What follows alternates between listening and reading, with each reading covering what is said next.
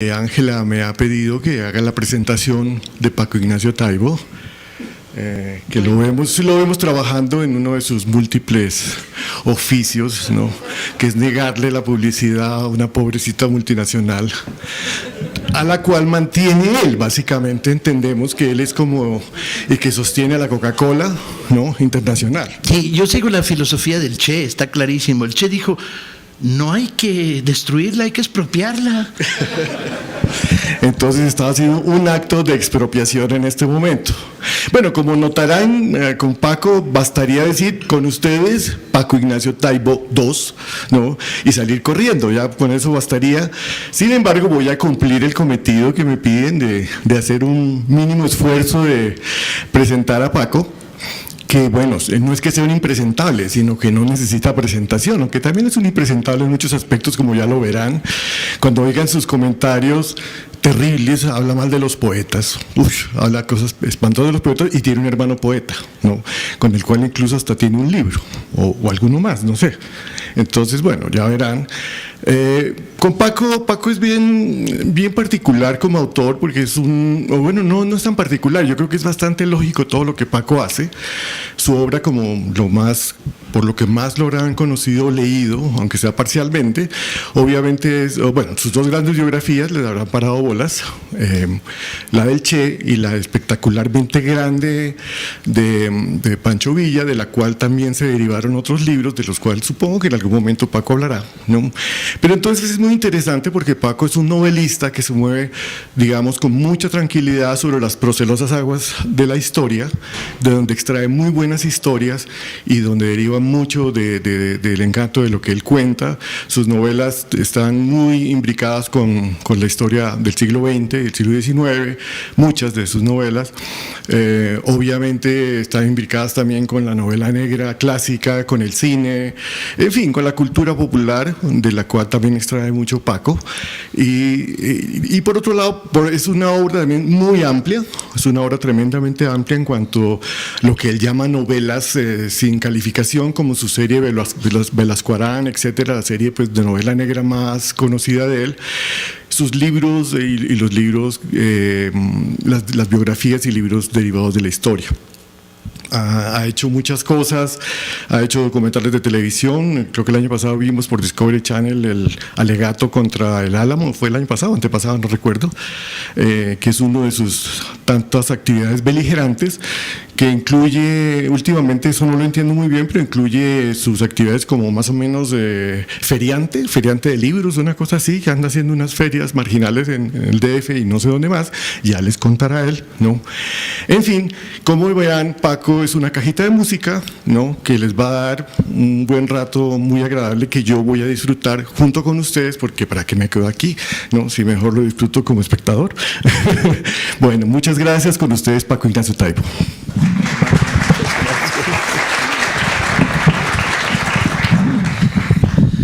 Pese a que utilizo el sentido del humor con la mayor beligerancia posible y abundancia posible, pese a que pienso que reírte de lo ridículas que son nuestras oligarquías latinoamericanas forma parte de nuestra conciencia moral básica, pese a que practico el sentido del humor basado en el exorcismo, si te ríes de la muerte te mata menos, pese a todo eso, tengo una relación con la literatura muy rara, producto probablemente de haber crecido en una familia muy peculiar, donde de repente te decían cosas muy jodidas. De repente a los 5 años tu tío abuelo te decía: la palabra escrita es la voz del sordo que no oye y la mirada del ciego que no ve. Y tú decías: carajo, tengo 6 años, no jodas, no me eches esta losa en la espalda, ¿no? ¿Cómo voy a llegar a los 7 con un peso como estos en la espalda, ¿no? Y donde se veneraba el uso de la palabra escrita. Mi padre, cuando yo tenía 5 años, decía él, me preguntó, decía él: ¿qué quieres ser en la vida, hijo mío? Y yo le dije: bombero, trapecista y escritor. Cuando tenía mi padre 65 años o así, y yo 45 más o menos, me lleva mi padre 20 y poquitos años me llevaba. Sufrió una serie de enfermedades que tenían que ver con su motricidad y entonces andaba en silla de ruedas, y entonces descubrí que mi misión en la vida era llevarlo en silla de ruedas a los parques y hablar de filosofías varias. Y en particular había un parque al que le gustaba ir mucho, un parque en las cercanías de la casa, el Parque México, donde hay muchos patos. Y entonces mi padre llevaba siempre una bolsa de pan duro. Todos los inocentes pensarían que era para alimentar a los patos. No, era para darles. O sea, los pedazos de pan duro, duro al pinche pato. Y cada vez que le atinaba un pato y salía el pato todo pendejo después de recibir un casquetazo de pan duro, decía, para que se eduque y luego se alimente, ¿no? Y entonces cuenta, ahí ya no cuenta mi padre, cuento yo porque lo viví, que un día estaba yo empujando la silla de ruedas y viendo cómo mi padre ejercía su maligno oficio de educador de patos de derecha, pues los patos de izquierda decían, no, es un pato de izquierda. En general decían que eran patas de izquierda, pero mi padre jamás distinguió el sexo de un pato, pues, ¿no? No tenía esas habilidades. Pero cuando estaba ejerciendo su labor de educador, de repente se voltea en su silla de ruedas, me dice, hijo mío, ¿qué quieres ser en la vida? Y le dije, padre, tengo 47 años, 23 libros publicados, y me preguntas eso. Y me dice, ¿cómo eres bruto? ¿Qué quieres ser en la vida?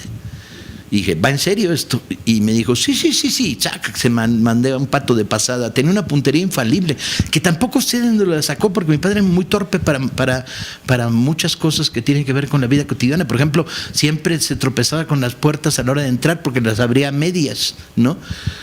Cosa que yo heredé. Y le digo, ¿va en serio esto de qué quieres ser en la vida? Me dijo, chuche, absolutamente. Y me contó, dijo, porque cuando tenía 5 años yo te pregunté, y le dije, ¿qué quieres ser en la vida? Y dije, déjame ver, quiero ser bombero,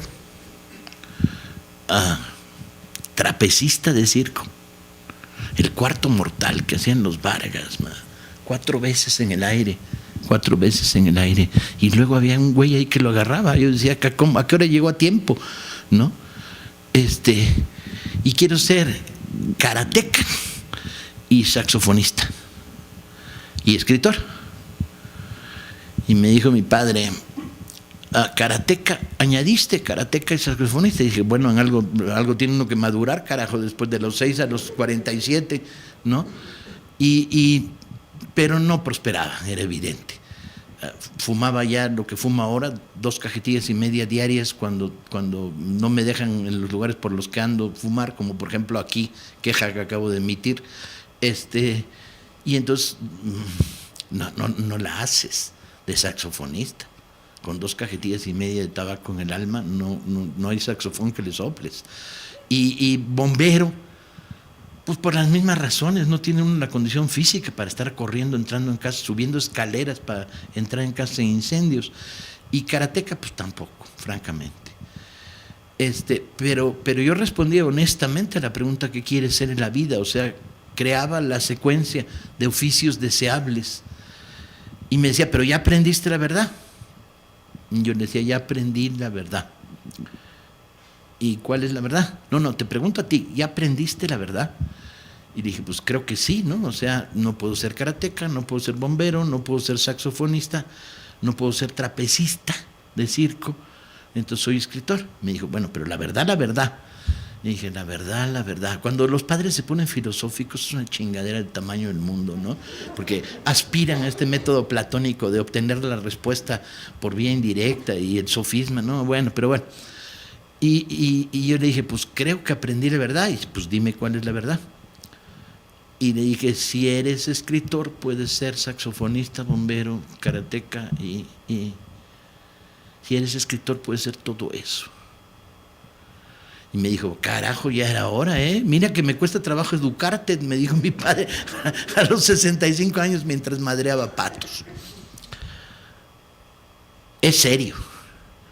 Es bien serio. O sea, a pesar, insisto, de que vivo en un mundo en el cual la sonrisa abunda y la fraternidad y el abrir la puerta, y me encanta ayudar a los ancianos a cruzar la calle, incluso los que me ven con mirada perversa por verme como el antipasto de un pedófilo, ¿no? Que es un seductor de ancianas, o no, gerontófico sería el término, ¿no? El que ayuda a ancianitas a cruzar la calle con la insana intención de meterles mano, ¿no? Y nada más lejos de mis intenciones. Con todo y eso, la literatura va en serio, va en serio, va en serio, en serio. Y cuando la practicas en serio, sabes que te va la vida. Sabes que... Y me he imaginado a mí mismo en condiciones límite. Te meten en una isla desierta en la que no hay biblioteca. Puta madre, ¿no? Y no hay lapicito. Y dices, no, pues con conchitas y piedritas me pongo a escribir. O te meten a la cárcel y te niegan a darte papel y lápiz. Y digo, pues escribo novelas de memoria y me las aprendo, como El hombre ilustrado bradburiano. Va en serio. Te va la malvada vida. Y te va la vida porque... No sé por qué hoy tengo ánimo en lugar de ir al psiquiatra, vengo y doy una conferencia en Bogotá. Hay que estar en momentos de enrarecimiento ideológico. Es de verdad contar historias. Alguna vez puse en boca de uno de mis personajes el de ¿por qué no vas hasta adelante en las manifestaciones? Y la personaje contesta, porque alguien tiene que ir atrás para poder contarlo bien, ¿no? La metáfora no resulta muy acertada porque implicaría el que tienes que estar fuera de la acción para poder narrarla, y no me gusta. Yo prefiero estar en la acción, aunque no falta razón en que alguien tiene que contarlo. Y hay tantas cosas que contar, y tiene que ver básicamente con la pregunta a la respuesta no hecha, con la respuesta a la pregunta no hecha de por qué escribo novelas policíacas. Y hay dos versiones, la corta y la larga. La corta es porque me da la gana, la larga es la que les voy a contar ahora. Yo tenía 5 años, edad en la que eres tierno, yo no sé por qué, dicen. Y vivía en una sociedad donde la televisión no existía. La radio era horrible, horrible. Tocaban todo el rato 12 cascabeles, tiene mi caballo, y cosas así, en la España franquista.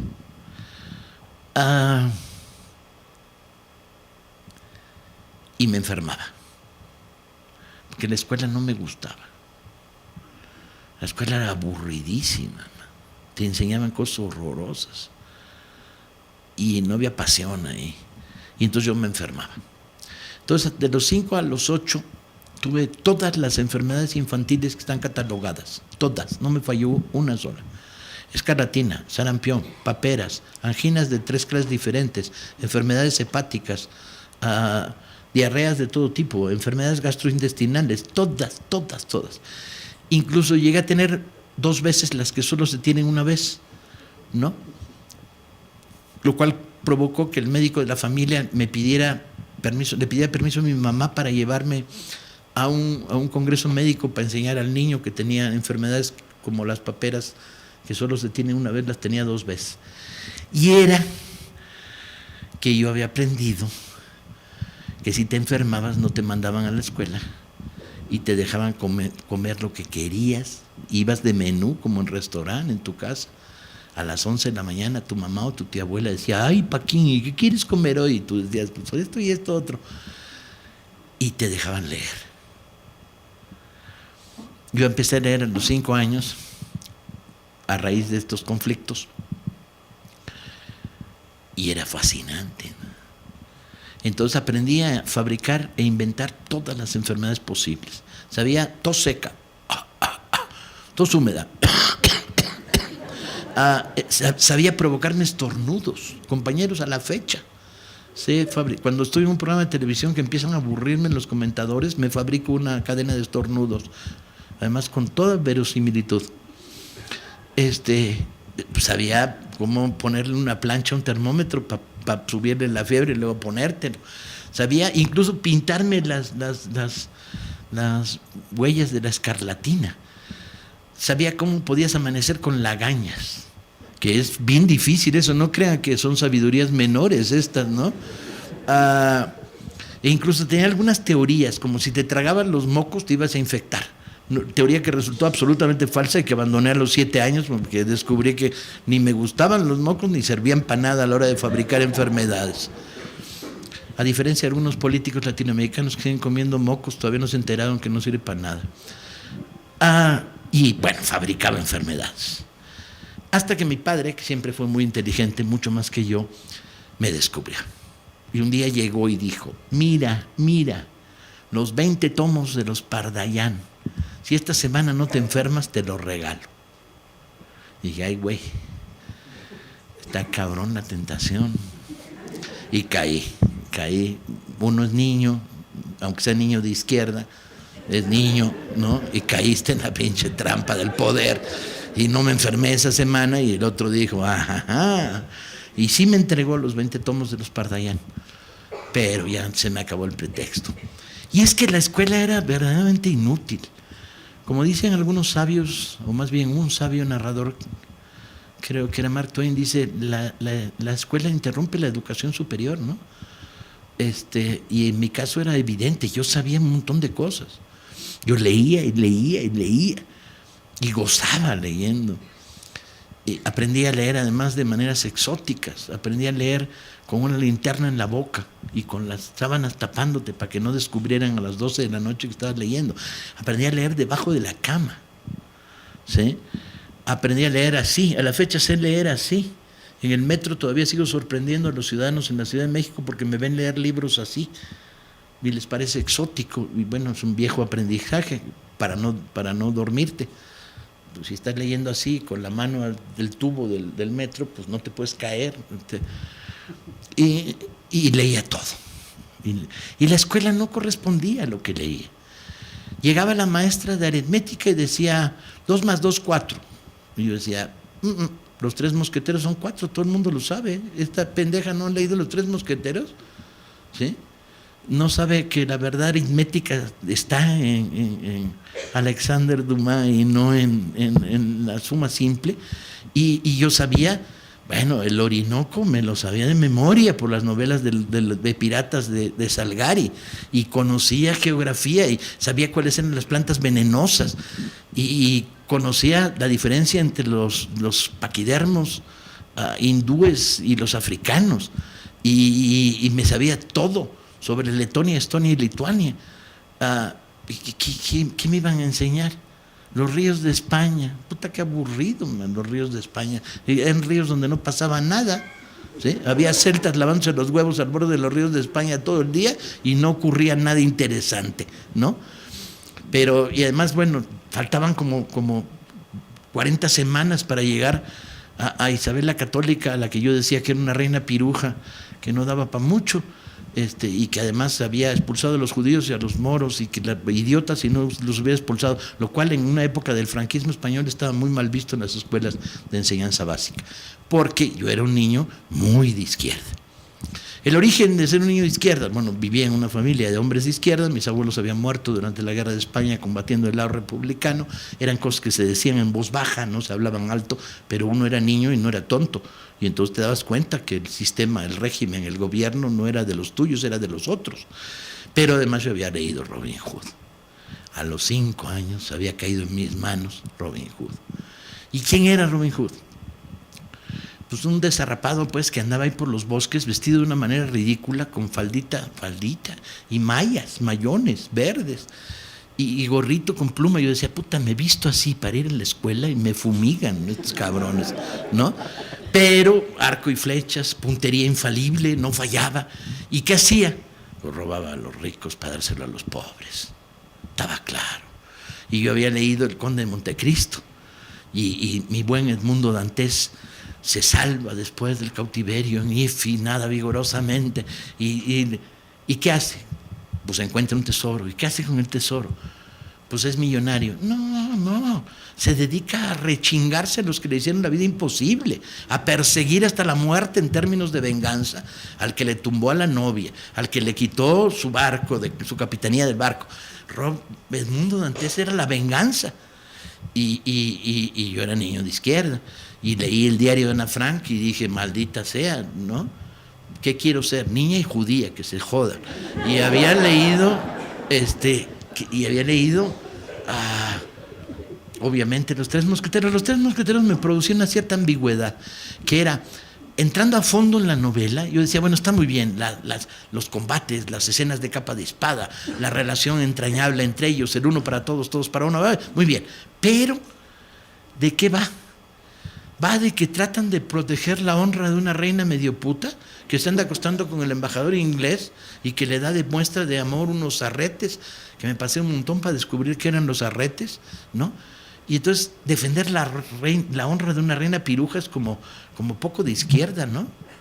Yo ya era republicano, claro, además. Pero bueno, en el fondo ahí había un elemento que creaba balance, que era, ¿quiénes eran los malos?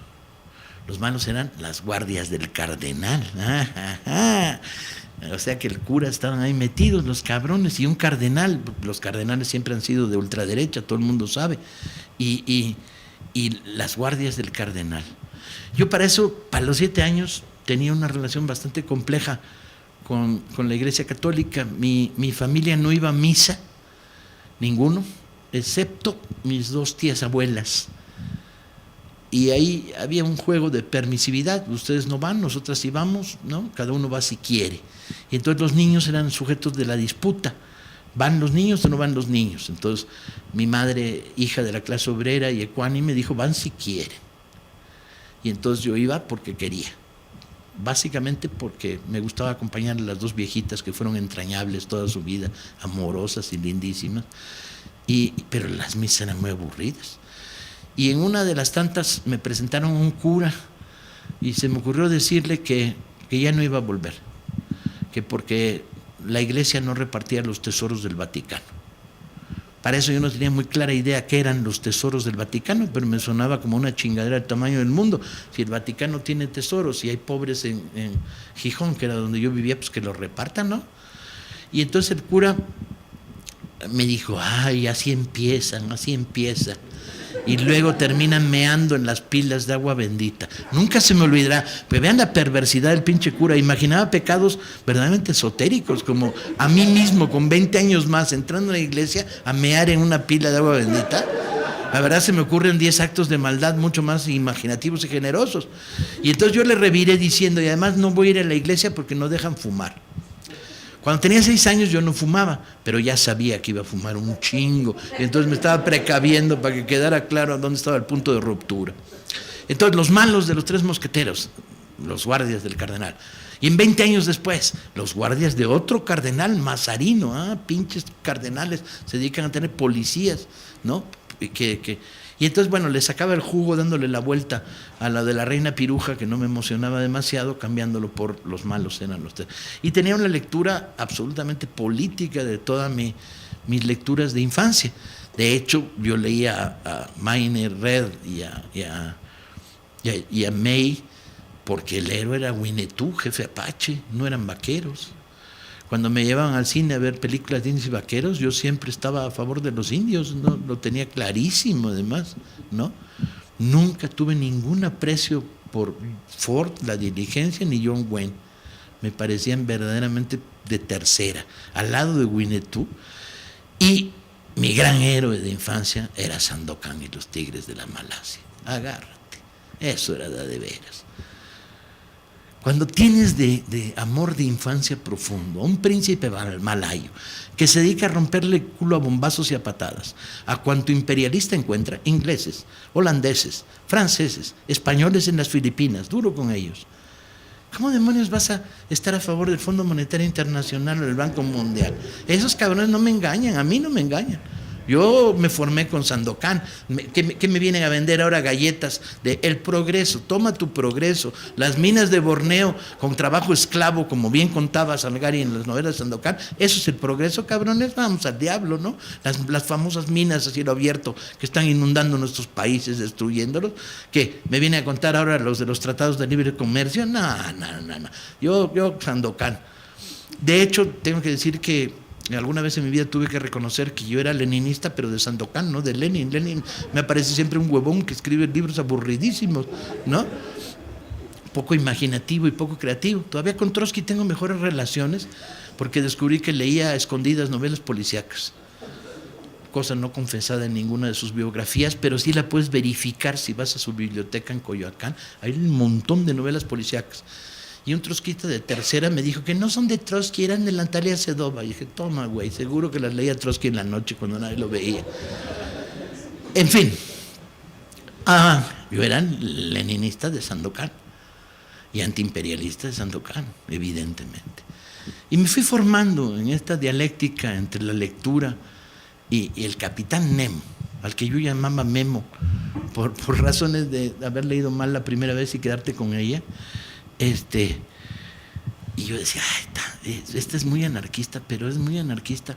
Yo luego descubrí que era nietzscheano, el cabrón del capitán Nemo, ¿no? No era bakuninista o kropotkiano, era nietzscheano el cabrón, estaba a favor del holocausto mundial y de destruirlo todo. O sea, era anarquista de derecha. Igual que Octavio Paz, luego descubrí que era stalinista de derecha también, pero eso me tomó más tiempo. No aseverarlo, descubrirlo. Total que, pues uno era niño de izquierda. Y entonces, en la tierna infancia, al final de este primer ciclo, cuando me devuelven a la escuela, cae en mis manos Conan Doyle, Sherlock Holmes. Y ay. Y era medio conservador, ¿no? La defensa del orden establecido, de la monarquía postvictoriana, de la Inglaterra. Eso sí, todos los jefes de policía que salen en los cuentos y en las novelas de Sherlock Holmes eran unos pendejos, eran bobos de babar, como decían en mi infancia, ¿no? Subnormales profundos, ¿sí?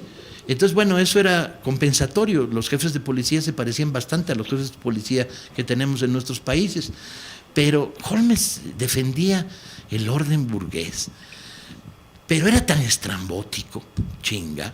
Además era drogadicto el güey, se metía al 7% heroína y tocaba mal el violín, lo cual está toda madre, ¿no? Siempre he deseado tener como héroe en mi vida alguien que toque mal el violín. Se vuelve tan absolutamente insoportable, ¿no?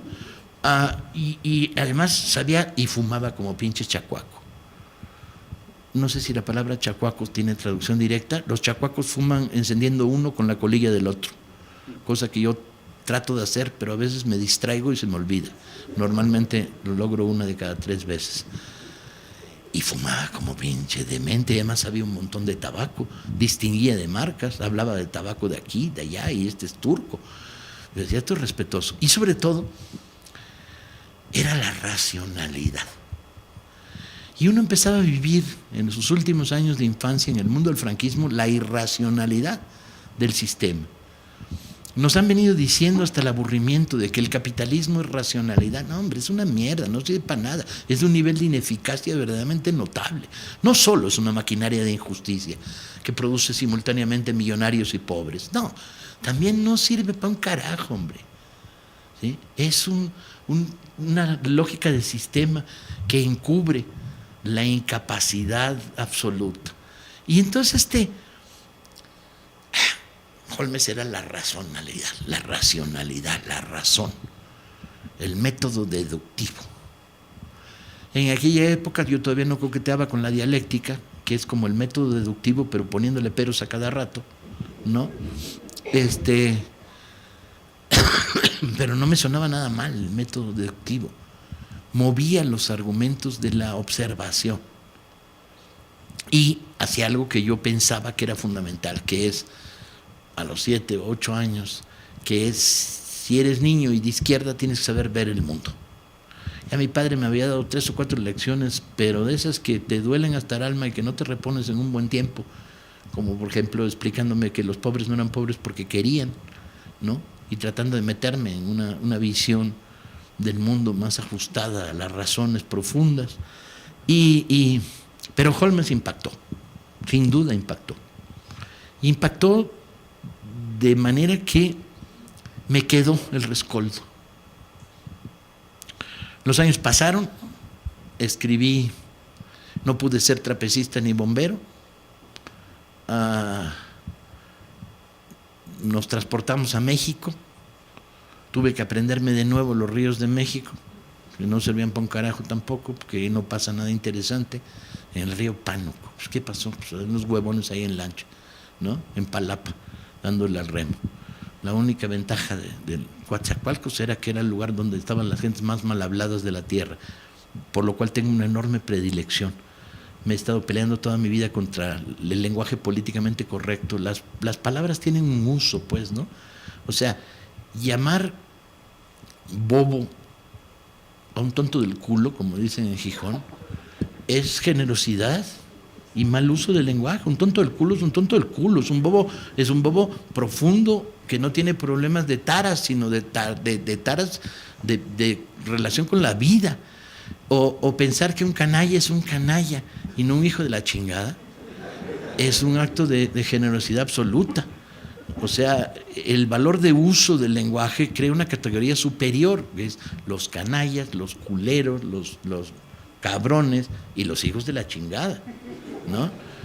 Que son el no va más en el top 10 de la revista Hola, ¿no? Y entonces, bueno, este amor por el lenguaje duro, rasposo, mal hablado, estudié además en el lugar ideal para fomentarlo. Estudié en una escuela secundaria donde en la entrada a las 7 de la mañana había dos figuras del poder, el merenguero y el prefecto.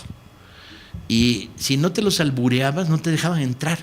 El albur es un juego de palabras mexicano con connotaciones sexuales. Y entonces tenías que entrar al juego con ellos. Y si no les ganabas, no te dejaban entrar. A las 7 de la mañana para afuera. Imagínense el antro donde estudiaba yo muy feliz, la secundaria 4, en Ribera de San Cosme, en la Ciudad de México. De ahí salieron algunas imágenes afortunadísimas, como por ejemplo, te tapo con cemento y te dejo el albañil adentro, ¿no? Que no me parece el no va más del delirio del albur mexicano, ¿no? ¿Sí?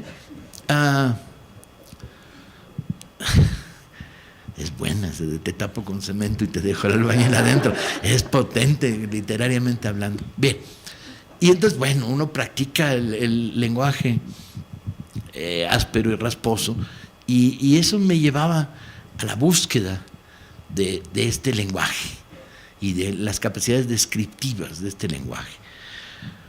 Total que de repente me descubrí a los 20 años escribiendo una novela después del movimiento 68, donde me había jugado la vida, y una novela rara, que fue rechazada por 4 editoriales y que luego fue rechazada por mí mismo en 5º lugar. Tiré las 2 primeras partes, reescribí la tercera y terminé ganando el premio Grijalbo con ella. Pero descubrí que ahí estaba la literatura. Y después del fracaso de esta novela rara, de la que luego les hablaré, dije, ¿qué quieres escribir? Ya el problema no es si quieres escribir, sino ¿qué quieres escribir?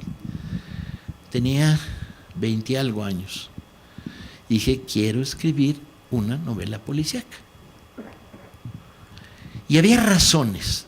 Probablemente cuando lo hice no lo tenía tan claro como lo tengo hoy. Probablemente había más intuición que sabiduría. Pero la intuición es sabiduría no organizada, ¿no? ¿Y por qué quería escribir una novela policíaca? Yo ya no era un niño de izquierda, era un adolescente tardío de izquierda, un preadulto de izquierda, siempre de izquierda. No, las cosas claras. Uno puede crecer, pero uno sigue siendo de izquierda. ¿Qué? Ahora voy a ser un viejo de 90 años de derecha. No te joder, era lo único que me faltaba en el mundo, que me vea al espejo y me dé vergüenza, ¿no? Entonces, de izquierda. Este puño sí se ve, chinga. policíaco. Y yo intuía que la novela policíaca tenía una serie de virtudes. Primero, en el mundo de la cultura mexicana estaba prohibida, era género menor. Nadie serio puede escribir una novela policíaca. Eso es un subgénero. Y además no solo eso, es un subgénero anglosajón. Jódete, ahora como si los géneros tuvieran nacionalidades, ¿no? La novela de amor, no, esa es británica. Y de loquitos, no, esa es rusa, por culpa de Dostoyevsky, ¿no? Órale. Era un género anglosajón y no permitido. Era literatura menor. Esta puñetera manía en América Latina de mirar, sobre todo en los 60, ahora se ha compuesto bastante, de mirar hacia Europa para encontrar los parámetros de tus identidades, ¿no? Y medirte el culo con la Torre Eiffel. Nada más seriedad. Pero bueno, así era. Entonces, primero estaba prohibida. Nadie serio que quiera ser escritor puede escribir una novela policíaca. Segunda virtud, es una novela de acción. Y yo venía de una generación que empezaba a escribir, que no había ejercido un fenómeno de ruptura con su generación anterior, al revés, los adorábamos. La generación del boom, Fuentes, Rulfo, Vargas Llosa, García Márquez, Benedetti, Onetti, los queríamos con amor apache. Y no hubo la famosa quiebra generacional.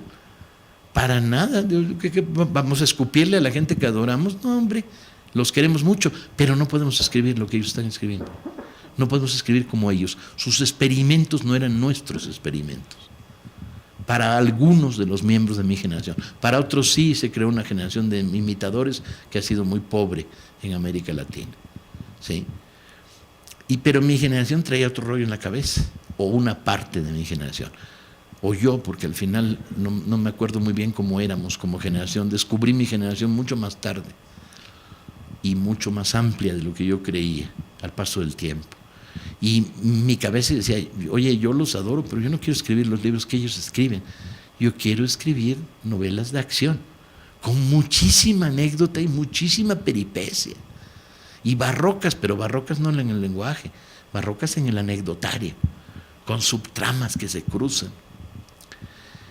Por otro lado, la novela policíaca te ofrecía el gancho del enigma, el qué pasó, qué va a pasar, cómo sucedió, quién fue,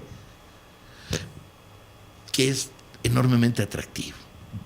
Y por otro lado, yo tenía una clara intuición en aquel momento de que la novela policíaca, si se hacía en México, tenía que tener un corte diagonal de la sociedad. En aquella época estaba de moda lo que se llamó la generación de la onda en México, que fue la que siguió con mayor éxito al boom, que eran escritores muy clase media, escribiendo sobre una franja horizontal, una franjita de la clase media de la Ciudad de México. De hecho, su literatura la podía circunscribir a 6 o 7 barrios de la Ciudad de México. Y yo no, digo, le tengo un gran cariño, un gran aprecio a José Agustín, a Gerardo de la Torre, a miembros de esa generación, lo hicieron muy bien, pero yo no quería eso, yo quería diagonal, de la Villa Palacio a la Villa Miseria. Quería el corte diagonal, y lo quería no solo diagonal, no horizontal, sino lo quería diagonal en términos de lenguaje. Yo militaba en aquella época en el movimiento sindical, conocía muy bien los barrios bajos de la Ciudad de México, hablaba el lenguaje popular, no solo lo vivía, sino que lo hablaba, y también hablaba el idioma de un jovencito de 25 años, más o menos culto, bastante culto a ratos, bastante salvaje en otros, ¿no? Una extraña combinación de civilización y barbarie. Y así la cosa, la novela policíaca resultaba enormemente atractiva, porque además ponía en el fondo el debate sobre el tabú de lo criminal. O sea, lo criminal, no lo ilegal, aquello que rompe el orden habitual de una sociedad, el que quita la máscara a la sociedad y la muestra en sus más duras contradicciones, tenía la enorme virtud de hacer literatura social.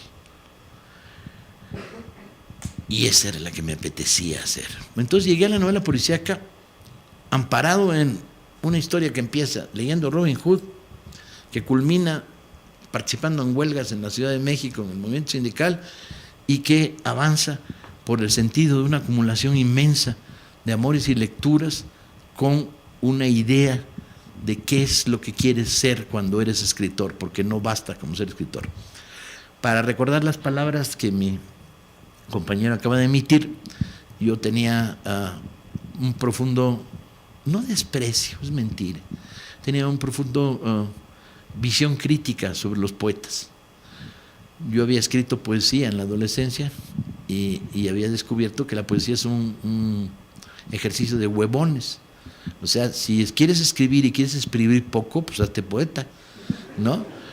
Si quieres escribir y quieres escribir mucho, pues hazte novelista de tranco largo. Si estás en la tabla media, vuélvete contista, ¿no? Y a pesar de que en mi lista de adoraciones se encontraban centenares y se siguen encontrando centenares de poetas, porque de repente la iluminación, la fugacidad del impacto de un verso como Me ilumino de inmenso de Ungaretti no te la da nada, ¿no? O Otro tiempo vendrá distinto a este, debiste haber contado otras historias, de Ángel González, pocas, esta capacidad sintética brutal, o El Quevedo, de polvo serás más polvo enamorado, maldita sea, la poesía tiene esta capacidad de evocación concentrada, de impacto flamígero del idioma sobre la vida, ¿no? O el Brecht repasando sobre el auto que está viendo en la carretera y que no tiene ninguna prisa por ir a ningún lado y se pregunta por qué esa angustia, ¿no? O el Nassim Hikmet cuando dice todos los días al amanecer mi corazón muere fusilado en Grecia. Estas vislumbres del gran poder de la palabra estaban en la poesía.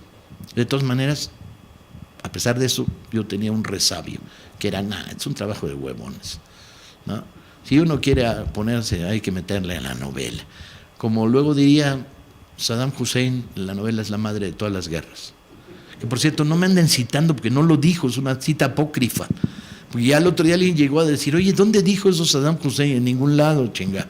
Saddam Hussein dijo otra cantidad de barbaridades no respetables, pero la metáfora es bonita, la madre de todas las guerras. La novela es la madre de todas las guerras. Y la novela tiene una componente de horas nalga muy interesante. Si tú mides el tiempo de creación, lo puedes medir de muchas maneras, pero la manera correcta de medirlo es, esta novela tiene 2072 horas nalga, ¿no? Esta novela tiene, se ve chiquita, pero tiene 1500 horas nalga, ¿no? Y además implica una pelea muy interesante con la anécdota, con la construcción de personajes, con el equilibrio, con el lenguaje, con la experimentación. Y además tiene un rejuego bellísimo, que es el estarle buscando los piojos a la sociedad en la que vives y al mismo tiempo estar tratando de que tu lector te lea sentado en el borde de la silla, ¿sí? No dejarlo descansar. Y la virtud secundaria de estarle guiñando el ojo todo el rato, ¿no? Velo, aquí hay algo escondido, no es como parece y te lo cuento. Llegué pues a la novela policíaca con esas reflexiones, o a lo mejor estoy mintiendo, lo cual es muy probable, porque cada vez que uno hace autobiografía miente como pinche bandolero, ¿no? Y fueron reflexiones que se fueron produciendo al paso del tiempo, acumulando, amontonando. Pero sí había intuiciones, eso es claro. Y escribí mi primera novela, Días de Combate, la primera que se publicaría. La otra, que había sufrido el rechazo de 1001 editoriales, tardaría más en reprocesarse. Y la entregué a una editorial. Y era una novela sobre un estrangulador de mujeres en la Ciudad de México. Y ponía en acción por primera vez a Velasco Arán, el detective que luego usé en 9 novelas más. Que era un intento de crear el detective independiente, cercano al modelo Chandler Hammett, pero muy distante, porque era mexicano, a pesar de que tenía el exótico nombre de Héctor Velasco Arán Shane.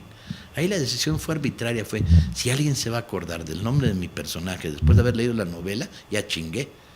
Porque ¿quién se va a acordar de alguien que se llama Héctor Velasco Arán Shane? Si un locutor de radio es capaz de pronunciar Héctor Velasco Arán Shane bien, quiere decir que esto es la gloria.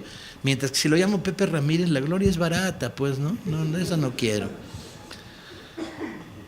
Y le di una historia, le di una biografía, construí el personaje, lo mandé a una editorial y a los 15 días me llaman y me dicen que la van a publicar. Dije, no, esto no pasa en México. ¿están seguros que soy yo o se equivocaron de mano? No, la vamos a publicar ya y aquí hay el adelanto y salimos y se publicó. Y se acabó la primera edición en 3 meses. Y escribí una segunda novela policial, ya con más pretensiones. Dije, no. Esta se las puse facilita. Y me la puse a mí mismo facilita. En la segunda van a ser 3 casos. Y además va a pasar lo contrario de lo que pasa en las novelas policíacas de Ross Thomas o de Ross MacDonald, que es todas las historias coinciden. Si el mayordomo se llama Juan y es visco en la página 2 es porque va a estar casado. No, aquí no. Aquí las 3 historias no van a confluir y lo único que van a producir es que el detective no tenga horas de sueño, se le desborde. Y además voy a meterle más cuerda. La primera es la historia de por qué Emiliano Zapata estaba vivo y no era cierto que lo hubieran matado en Chinameca y se había ocultado y era buhonero y vivía en una cueva en algún lugar y alguien le encargaba de las Corán que encontrara a Emiliano Zapata. La segunda es la historia de una actriz porno que le secuestran a su hija. Muchas veces he sido acusado de que no practico, como diría Viñas, la prosa peluda, o sea que el sexo en mis novelas es bastante pinche y blandengue, lo cual es cierto, debe ser porque el sexo que yo vivo es como el de Estonia, pinche y blandengue. No es que sea tradicionalista por obligación, es que soy medio bobo. El caso es que bueno, una actriz porno me animaba bastante, ¿no? Y el tercer caso es la historia de un ingeniero al que matan durante una huelga y me da posibilidad de contar el mundo de la huelga que yo conocía bien. Y entonces publiqué Cosa Fácil. La primera novela recibió una crítica, a pesar de que se agotó la primera edición. La crítica era de alguien que fue conocido en el mundo intelectual mexicano como solapípedo. O sea, era un crítico literario que publicaba una crítica diaria en un periódico. O sea, se suponía que leía un libro diario y lo criticaba diariamente. Todo el mundo sabía que no lo hacía, sino que solo leía las solapas. Entonces era un solapípedo, ¿no?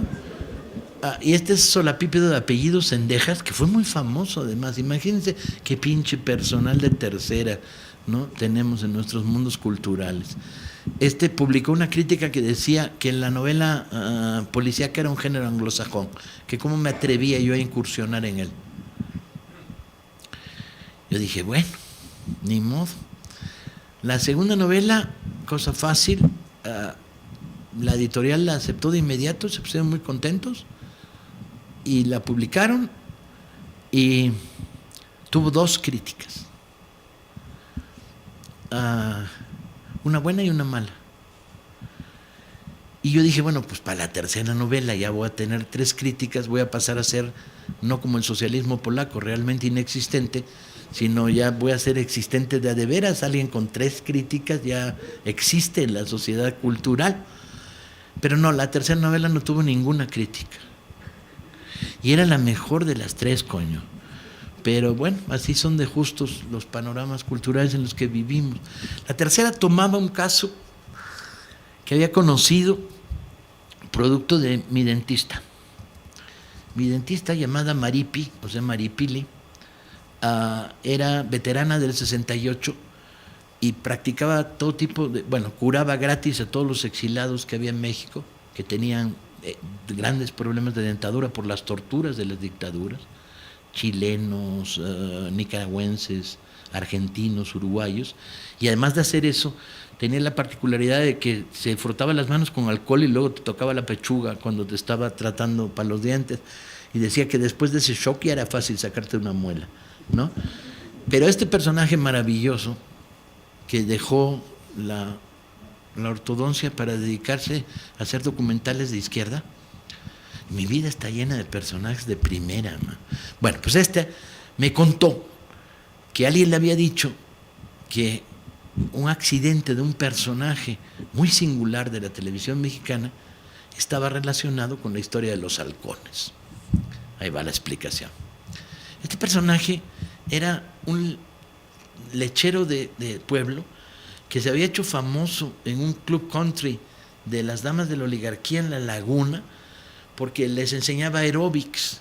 Yo no sé cómo el lechero pasó a maestro de aeróbics, pero bueno, estas cosas suelen suceder. Si usted revisa la lista de los diputados a los congresos de nuestros países en América Latina, hay un montón de lecheros que terminaron de maestros de aeróbics, ¿no? Y entonces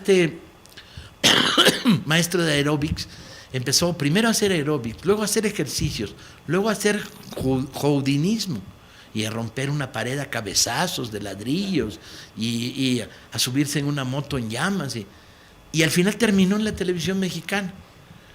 Y este personaje llamado Sobek se hizo muy famoso y era muy singular. Tenía un ayudante visca que andaba con minifalda, con lo cual nadie se daba cuenta de que era visca, ¿no? Piernuda, y que el ayudante lo único que decía es: y aquí está con ustedes el gran Sobek.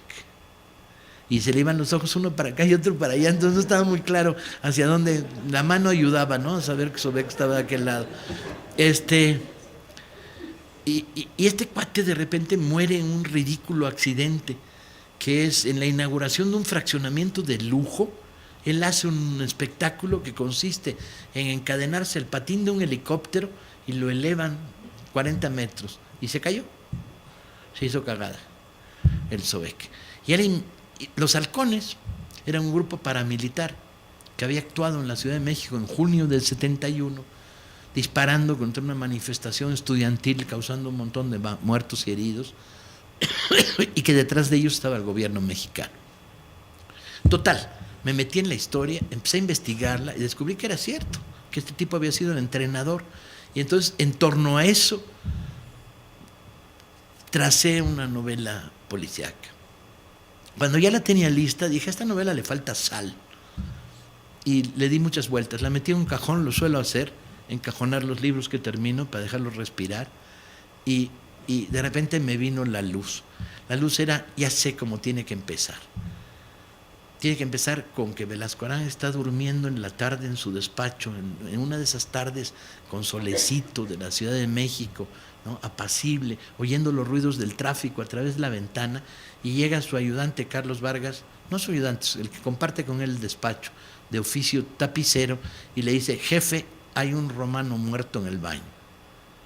A lo cual Velasco Arán responde: cuando termine de mear, dígale que pase. Y dije: esto ya es el surrealismo puro. Y ahora, luego tuve que forzarme a escribir por qué había un romano muerto en el baño de verdad, y si era romano o no era romano.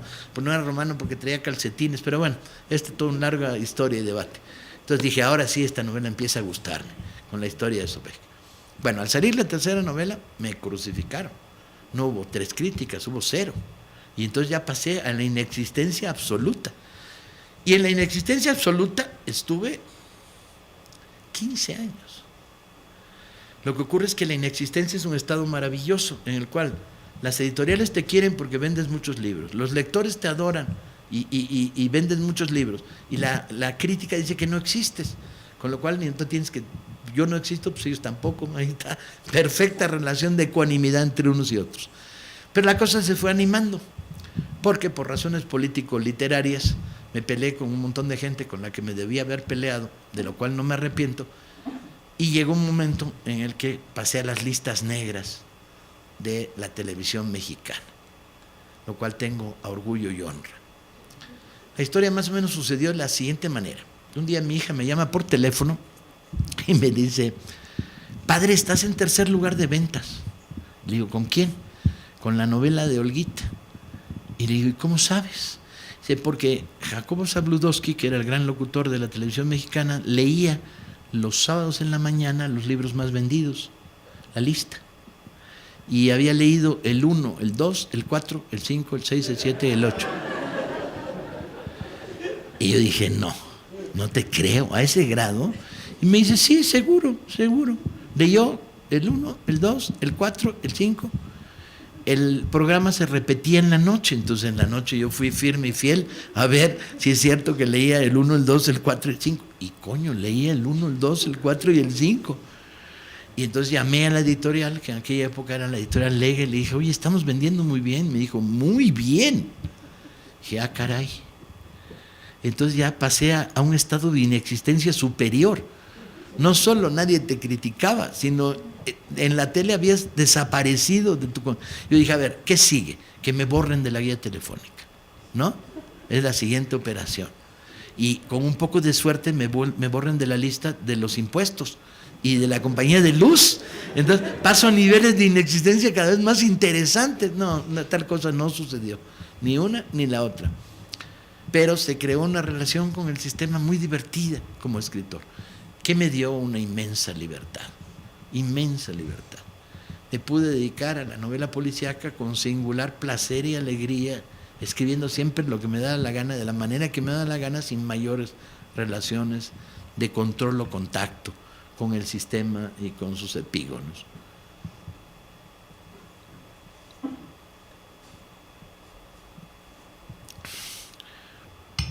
Al paso de los años, y con esto voy a cerrar, descubrí que empezaba a interesarme otra manera de hacer novela policíaca. Esto fue producto básicamente del encuentro que tuvimos a lo largo de muchos años, un montón de escritores que practicábamos el noir a escala mundial. Manolo Vázquez Montalbán, Juan Madrid, Andreu Martín en Barcelona, Sasturain en Argentina, Daniel Chavarría en Uruguay, Jerome Charin, Ross Thomas, Roger Simon en los Estados Unidos, Jean-Patrick Manchet en Francia, y de una serie de discusiones que se generaron en torno a las primeras semanas negras de Gijón. Y yo ahí fui viendo poco a poco que la novela policíaca tiene virtudes, las tiene, y muchas, pero tiene un problema grande, que es un problema de estructura. Promete mucho en el origen, se mantiene con caída en la tabla media y decae en el final explicativo. O sea, construir el enigma es mucho más apasionante que resolverlo. Una vez resuelto, el lector siente la sensación de que, caray, tanto enigma para tan poca respuesta. Y es una novela con mucha caída, en cuanto que la tensión de la acción está en el centro de la novela y la resolución tiende a ser verbalista en muchos casos.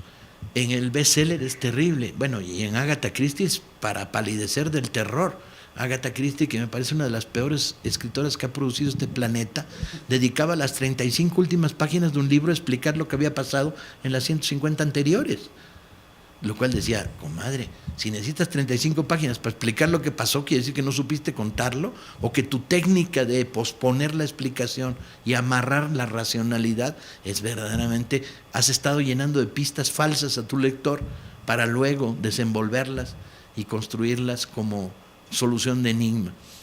Y entonces la novela policíaca tradicional o menos tradicional tenía el problema de esta debilidad estructural del desequilibrio entre principio, tabla media y final. Y me invitaba a pensar otro tipo de novela policíaca. En los debates de esos años fue surgiendo muy potentemente la idea de la heterodoxia. De por sí ya éramos heterodoxos, pero una heterodoxia más profunda. Básicamente una heterodoxia basada en el mestizaje genérico. Empezamos a pensar que había que llevar a la novela policíaca a elementos que venían de la novela de horror, del gótico, de la novela histórica, de la biografía, de la novela de espionaje, de la novela de aventuras, de la novela social. Y que había que mezclar con alegría y rompiendo la cárcel genérica. Manolo Vázquez Montalbán, quizá el más sabio de todos nosotros, dijo, si algún sentido tiene hacer novela de género, es llevarlo hasta el límite y violentarlo. Y bajo esa máxima empezamos a actuar algunos de nosotros. Otros se quedaron más o menos cómodos donde estaban. Y a mí la puñalada me la dio mi agente en Estados Unidos, literario, por el que tengo una gran estima, y ahora ya no lo es, pero un día me dijo, Paco, esta novela tuya fue bien, escribe otra igual, ¿no? Y me puso a temblar. Salí de su oficina en Columbus Avenue, me senté en un parque y casi me echo a llorar. ¿Que de qué se trata? Tantos años construyendo libertad como escritor para luego escribir una novela igual a la que ya hiciste. No. El suicidio, voy a buscar patos para matarlos con pedazos de pan. No puede ser, no se trata de eso. La literatura es una aventura. O bueno, yo la entiendo. No, que bueno, yo la entiendo, la literatura es una aventura, el que no la entienda así, que se dedique al tejido y al bordado, ¿no? No puede ser. Y entonces me moví hacia novelas como Sombra la sombra, Retornamos como sombras, Cuatro manos, buscando esto, el mestizaje, el barroco narrativo. Cuando escribí Cuatro manos casi me mata mi editor. La leyó y dijo: Paco, quemaste 16 novelas en una sola. ¿De dónde vas a sacar energía e imaginación para encontrar otras 5 novelas más? Si aquí las quemaste. Y cada una de ellas es una buena novela o un buen cuento largo, una novela corta, y los quemaste en esta novela. Y dije: para eso son las novelas, para quemar todo, chinga. Échale la hoguera, ponle gasolina y ponle la cerilla, ¿no? Y yo estaba muy orgulloso de cuando me dijo: quemaste 16 novelas en esta novela, que según él era una crítica. Yo me sentía orgullosísimo. Decía: carajo, de eso se trata, pues, ¿no? En Cuatro manos. Porque hay 16 historias que confluyen en un río que se une al final, que fue una novela divertidísima de escribir, porque las historias las iba inventando, pero que luego confluyeran. ¿Cómo iba a ser que la 3 tuviera que ver con la 2, con la 1? Y además las historias que fui eligiendo a mí me apasionaban. La historia de Houdini, que va con un psiquiatra a contarle cuando lo meten en el ataúd se le aparece su mamá.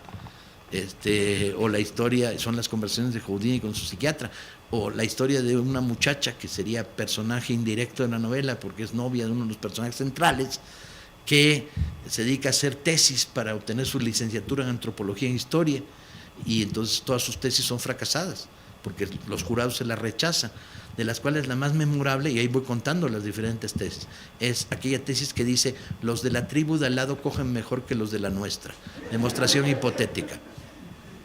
Y entonces pues, se la rechazaron. O las historias que cuentan, la historia del Club de las Margaritas, 4 extranjeros que se reúnen en la Guerra Civil Española, o la historia, y bueno, ahí fui acumulando historias, en meterlas en una confluencia. Me preguntaría: ¿soy un autor feliz de novelas policíacas? Absolutamente. Que me quiten lo bailado, amigos, compañeros, amigas. De veras, que me quiten lo bailado. He gozado escribiéndolas, y el colmo, y esto ya es perversión y tengo que reconocerlo, el último año gocé leyendo una de mis novelas. Me encontraba en Normandía, tomaba un avión a las 7 de la mañana. El aeropuerto era un aeropuerto chiquito. Tenía que hacer un cambio de aviones en Barcelona para Madrid para tomar uno para México. No me daba tiempo a hacer nada. Y el imbécil de mí, me doy cuenta que cuando facturo la maleta dejé los libros que quería leer dentro de la maleta. Y por más que reviso en el portafolio que traigo, no traigo nada para leer. Y me esperaban 3 horas de aeropuertos, controles de seguridad, etcétera, etcétera, etcétera, y aviones. Ya de por sí sin fumar, y además sin poder leer, a no ser que quiera uno leerse la revista de Iberia. No sé si lo han intentado, pero está más allá de mi voluntad. Y entonces empecé a sudar frío.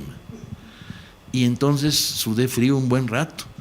Y entonces conseguí un ejemplar de L'Équipe, el diario deportivo francés, pero yo no hablo francés.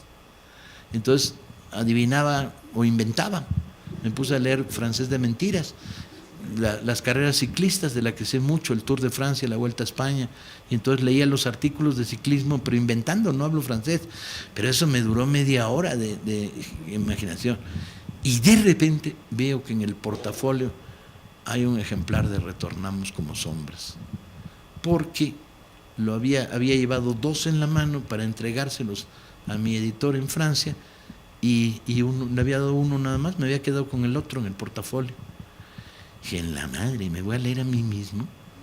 Pero ante la perspectiva de 12 horas de avión, te lees a ti mismo y lees a Pablo Coelho, man,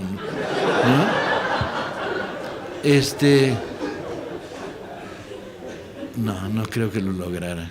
Ni siquiera con 12 horas de avión leería a Pablo Coelho. Pero bueno, y entonces dije: pues me voy a leer a mí mismo. Pero tengo que ocultarlo. Entonces forré el libro con el diario L'Équipe, forré mi libro, pasó lo que pasó en el aeropuerto de Barcelona, no, el tránsito internacional, no hay librerías, no me dio tiempo a comprar nada, el avión, y me subo en el asiento de atrás de Aeroméxico y me pongo a leerme a mí mismo, mirando primero para todos lados, para que nadie me fuera a ver. Y como a los 10 minutos llegó una azafata y dijo: ¿qué está leyendo, señor Taibo? Y yo dije: puta madre. Esa es la pinche fama, que no les digan que la fama es otra cosa. La fama es que te agarren cagando en una esquina y sepan quién eres. ¿Sí? Y le digo: no, pues una novela que está divertida. Y me la presta, dice, cuando la acabé. Dije: no creo, porque no la voy a terminar en este vuelo. Y me dice: señor Taibo, está leyéndose su novela, Cuatro Manos, que diga Retornamos como sombras. ¿Cómo sabe? Pues porque ya le vi. Y le digo: si no le dices a nadie, cuando me baje del avión te la dejo ahí escondidita y tú la agarras, ¿no? Pero callada ahí. Total que me dio doble de sopa y no me dio el guisado que dan en Iberia, que es un pollo que sabe a plástico, con aroma de pollo. Es un plástico al que le echan aroma de pollo. Y no me dio de ese. Me dio 2 tazones de sopa que sabía a pollo con aroma de plástico también. Y un pastel que sabía a plástico con aroma de pollo. Y que me gusta. A mitad del Atlántico, yo que suelo dormirme en los aviones con singular felicidad, venía lee. Y que me gusta mucho. Yo dije: no, ya se jodió la Francia. ¿Qué perversidad es esta, leyéndote a ti mismo y que te guste? Si pierdes la autocrítica, estás muerto como escritor. Y yo decía: bueno, pero la autocrítica es sobre lo que estás escribiendo, no sobre lo que estás leyendo. Déjate la autocrítica tranquila, ¿no? Si te está gustando, pues gózala. Entonces, bueno, ahí con culpa y complejo leía, y que me gusta mucho, y que más me gusta, y es una novela, perdón que lo diga, es buenísima. Retornamos como sombras es un novelón. Ahí la traes, es un novelón. ¿Ya la leíste? ¿Y verdad que es un novelón? ¡O alucino! Bien, resumo y cierro. Volvería a bailar los mismos bailes, volvería a luchar con las mismas gentes, volvería a salir a la calle las mismas veces que he salido, volvería a poner la vida en riesgo por los motivos que la he vivido, y volvería a escribir novelas, y volvería a escribir novelas policíacas. No hay arrepentimiento, todo lo contrario, hay la absoluta felicidad de haber vivido en libertad, un oficio que difícilmente se vive en libertad, se vive muchas veces bajo atenazamiento, presión, miseria económica, dificultad, contradicción, no encuentro entre el escritor y sus potenciales lectores. ¿Quiero el Nobel? No, que se lo metan por el culo, francamente. ¿Quiero ganar algún premio en mi vida? Sí. ¿Quiero ganar un sorteo en Las Vegas? ¿Sí? En el que te dan 5 días en un espectáculo de circo en primera fila. Pero ya descubrí que para jugar ese sorteo tienes que gastar $100,000, o sea que no voy a participar en eso. Que nos quiten lo bailado. Hemos contado las historias que queríamos contar.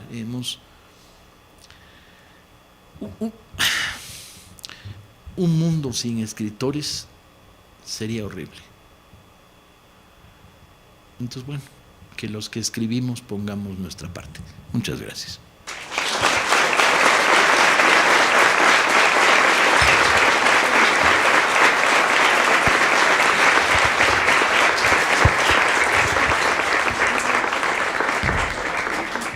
Vamos a hacer, si lo permite. Iba a fumar. ¿Qué le parece 15 quedo? minuticos de preguntitas y ya? Sí. ¿Le parece? No, pero bueno.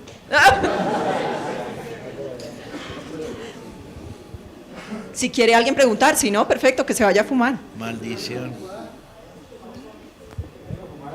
Maestro, buenas tardes. Bienvenido a Colombia. Tiene un admirador, 1A. ¿Por qué Héctor Velasco Arán Chaine dejó de existir literariamente? Es la pregunta que tengo. Sí, por una razón muy simple. Porque yo envejecí y él no. se me quedó en los 40 años. Y entonces el problema está en que la ciudad también envejeció.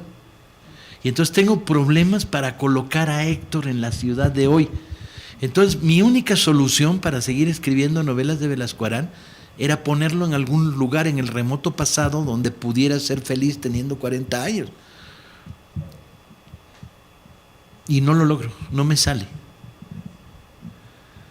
Fíjense que no sabía por qué hasta que hace unos días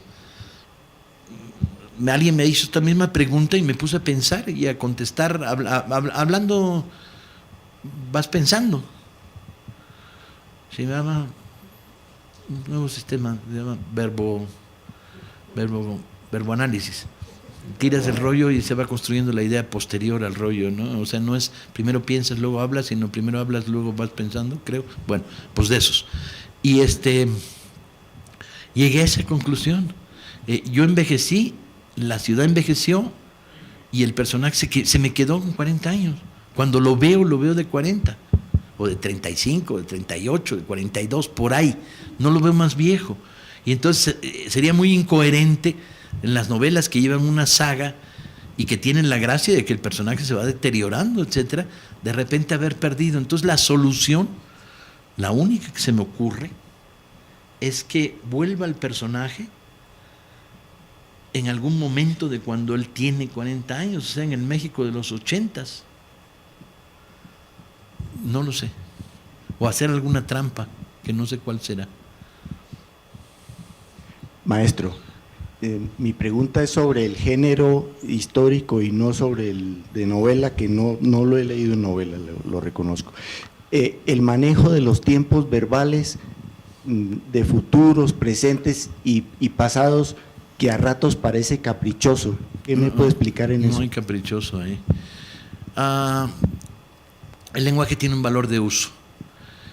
El uso cerrado del presente y trabajar un libro en presente te coloca en una situación de temporalidad falsa que no puedes sostener mucho tiempo.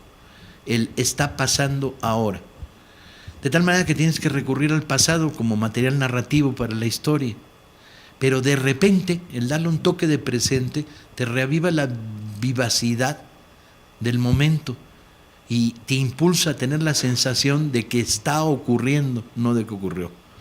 El uso pues mixto del pasado como tiempo verbal eje para un libro de historia narrativa, incursionando con el presente levemente, creo que es la fórmula correcta para lograr el efecto de una historia narrativa y no de una historia académica y tiesa.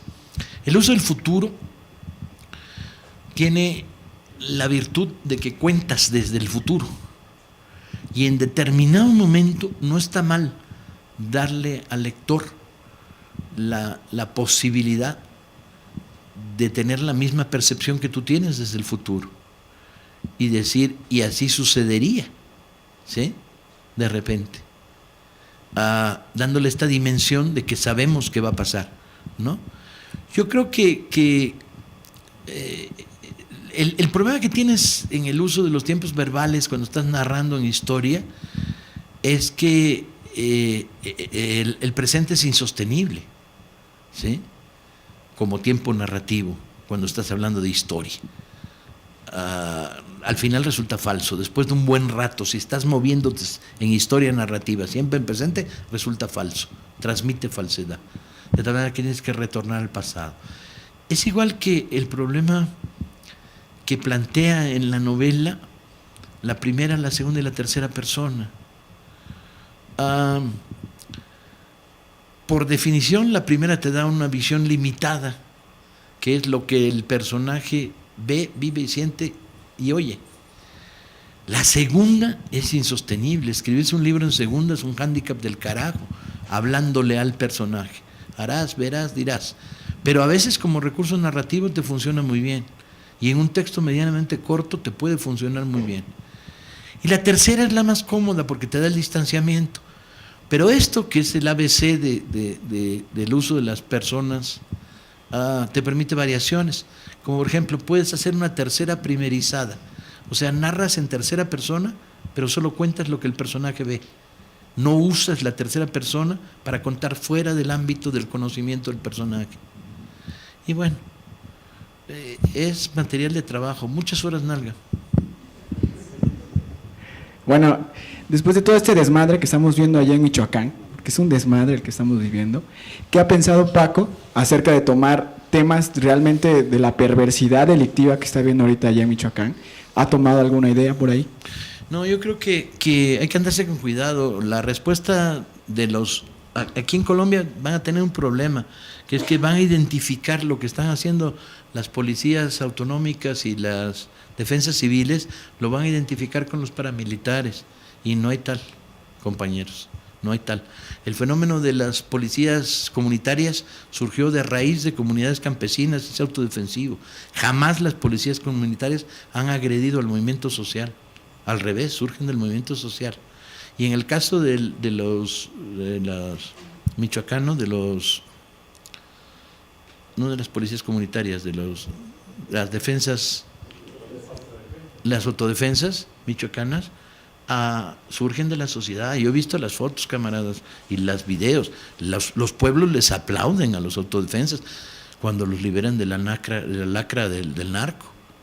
Que pueda o no degenerar y que se transforme, que haya intenciones secundarias, que haya juego sucio, lo podrá ver, pero hoy el fenómeno es un fenómeno digno de admiración y respeto.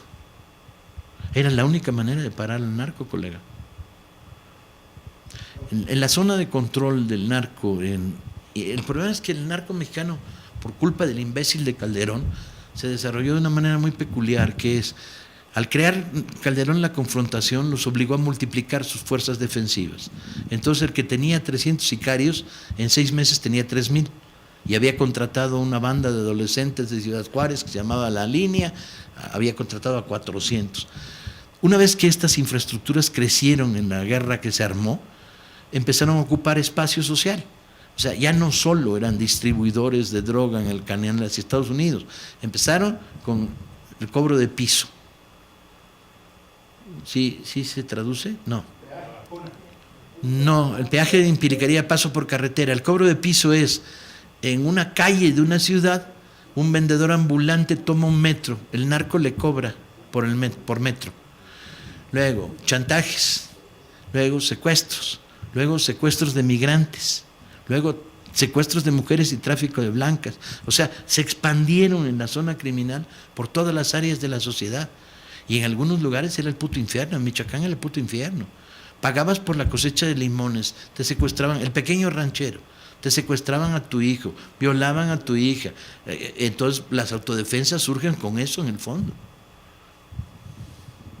Bueno, creo que vamos con la última pregunta entonces.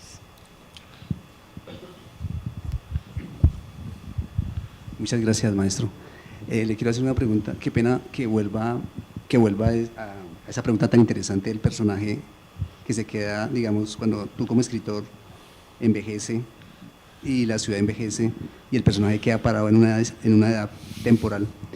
Se me viene a mí, intuitivamente se me viene a mí la imaginación, Paco, es el movimiento temporal del personaje es el que juega implícitamente con el juego temporal del escritor, digamos, hay quedarse parado en los 40, tú lo que estabas intentando hacer era que el personaje permaneciera en esa temporalidad. Es que me interesa mucho ese detalle tuyo de la novela y que planteaba el compañero. Sí, va. Cuando yo trabajo una novela que sucede en 1923, construyo personajes de 1923, ¿sí? Que tienen ciertas cosas que tiene la época. Cuando tú trabajas una saga con un personaje que empieza en los 70s y que la sigues en mitad de los 70s, fines de los 70s, principios de los 80s, el personaje va envejeciendo en cada novela, naturalmente.